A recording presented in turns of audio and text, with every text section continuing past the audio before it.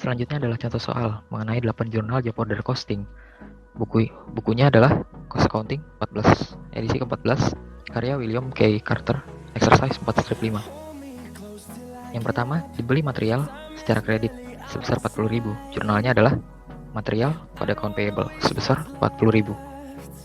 Yang kedua, material diminta 33.000 untuk produksi, ini masuk direct, dan 2.000 untuk indirect. Jurnalnya adalah work in process 33.000 untuk direct dan factory overhead untuk indirect sebesar 2.000. Lalu ada material di kredit sebesar 35.000. Dicatat total payroll sebesar 40.000. Jurnalnya payroll pada accrued payroll sebesar 40.000. Lalu payroll dibayar. Jurnalnya payroll pada cash sebesar 40.000. Dari total payroll, 32.000 adalah direct dan 8.000 indirect.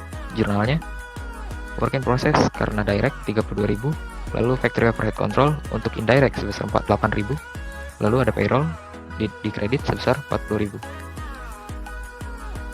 Lalu factory overhead cost totalnya 4.000 dibayar cash. Jurnalnya factory overhead control pada cash sebesar 4.000.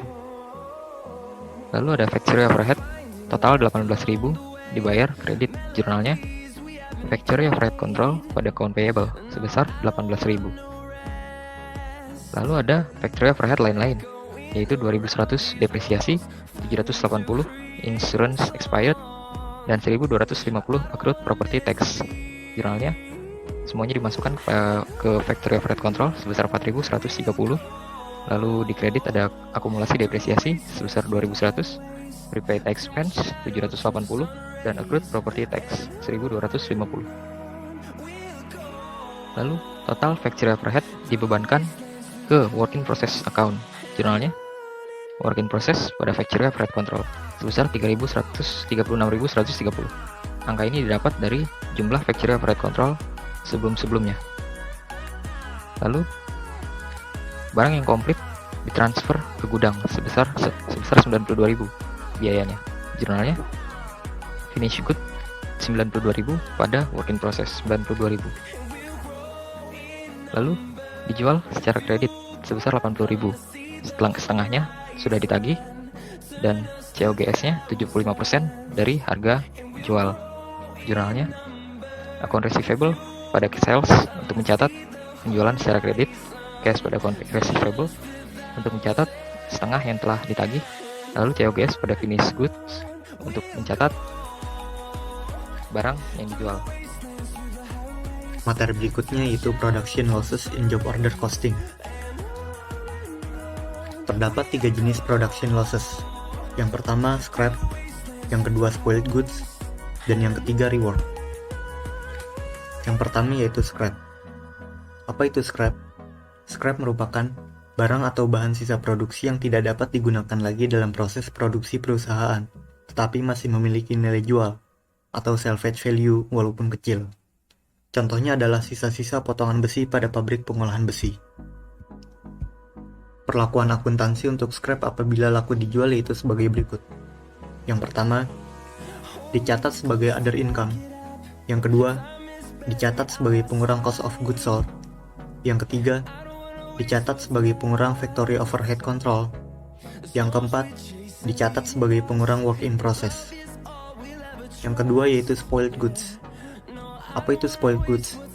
Spoiled goods merupakan barang rusak atau tidak memenuhi standar yang dipersyaratkan dan tidak dapat diperbaiki karena secara ekonomis tidak layak diperbaiki kembali.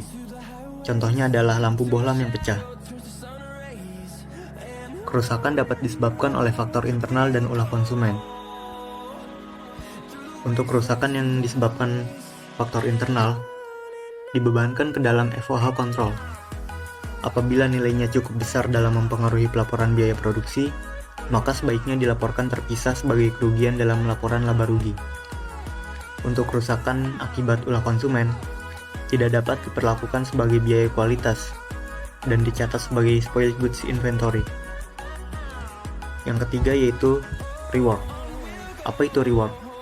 Rework merupakan barang yang dilakukan pemrosesan atau pengerjaan ulang oleh perusahaan karena barang tersebut tidak memenuhi standar, namun masih bisa diperbaiki kembali. Rework dapat disebabkan oleh ulah konsumen dan faktor internal. Rework akibat ulah konsumen, seluruh biaya untuk pengerjaan ulang atau cost of rework ditanggung sepenuhnya oleh konsumen yang memesan barang. Biaya rework yang meliputi material, payroll, dan FOH dibebankan ke dalam job atau menambah WIP. Rework yang disebabkan faktor internal, seluruh biaya untuk pengerjaan ulang atau cost of rework ditanggung sepenuhnya oleh perusahaan yang bersangkutan. Biaya rework yang meliputi material, payroll, dan FOH dibebankan ke dalam FOH control. Assalamualaikum warahmatullahi wabarakatuh. Di sini saya akan mencoba menjawab tentang contoh soal terkait production loss di mana pada dalam rework in job costing. Langsung saja, ini soal tentang rework in job costing, di mana Wyoming Cabinet pada satu periode memproduksi 1000 kabinet yang tertera pada job 8962, di mana akan terjadi perubahan rework yang nanti berujung pada harganya akan meningkat sejumlah 150%. Dengan total pengerjaan biayanya, total biaya dalam pengerjaannya adalah sebagai berikut: material sejumlah 92.000, labor sejumlah 36.000, factory overhead sejumlah 72.000 dengan total biaya sejumlah 200.000. Ketentuan terkait biaya rework tertera pada yang ini, di mana ada 100 kabinet yang akan di rework, dan untuk biaya material rework sejumlah $2, dan jam kerjanya setengah jam kerja daripada mengerjakan biaya normal, dan juga factory overhead-nya juga berpatokan pada setengah jam kerja ini.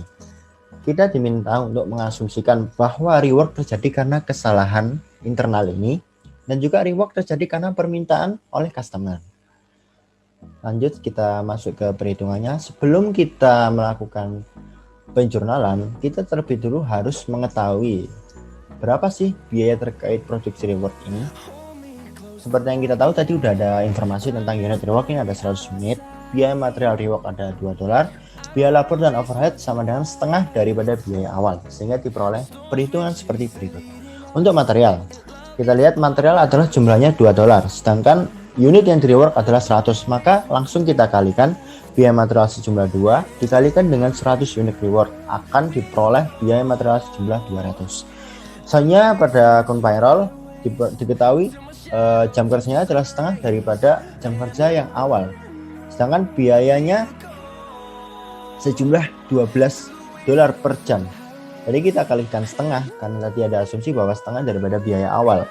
Payroll berarti setengah dikali 12 dikali 100 unit kabinet yang akan di rework akan menemukan hasil $600. Begitu juga dengan FOH applied. Kita lihat asumsinya juga sama, setengah dari biaya awal, di mana biaya awal tadi FOH factory overhead ini ada $24. Jadi kita langsung saja kita kalikan setengah dikali 24 dikali 100 akan menemukan $1.200. Kita lanjut ke penjurnalan. Penjurnalan ketika rework diasumsikan ada karena internal failure atau kesalahan pada saat produksi, maka kita harus memasukkan jurnal-jurnal tadi yang sudah dihitung tentang material reworks, payroll reworks, dan FOH applied saat reworks akan dikreditkan dan didebitkan pada FOH control. Di sini debit atau FOH control sejumlah 2.000 karena kita asumsikan termasuk pada biaya FOH control. Selanjutnya finish good 200.000 dan work in process 200.000.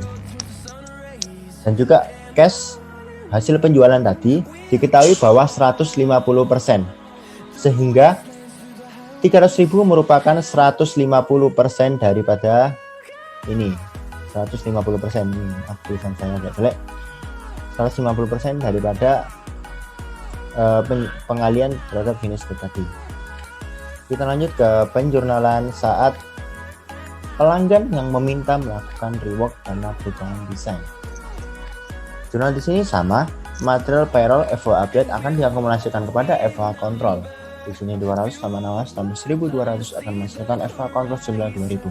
Perbedaannya terletak pada jurnal finish good pada work in process ini.